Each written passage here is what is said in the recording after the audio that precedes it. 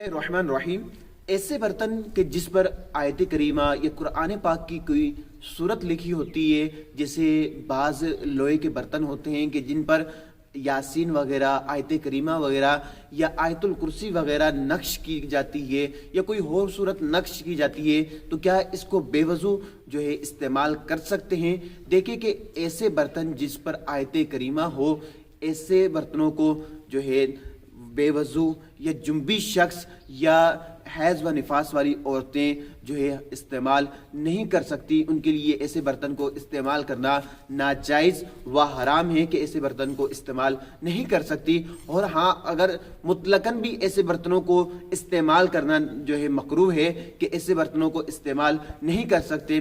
हाँ, शिफा की गर्ज से कि शिफा हासिल करने के लिए उसमें पानी डालकर पिया जाता है, जो है शिफा हासिल की जाए इससे, तो ऐसे मरीज के लिए जायज़ है कि वो ऐसे बर्तन में पानी जो है पी सकता है, बर्तन को इस्तेमाल कर सकता है। अलबत्ता उस वक्त भी वो बावजू होकर इस्तेमाल करेगा, बेवजू शख्स उसको जो है हाथ नहीं लगा सकता।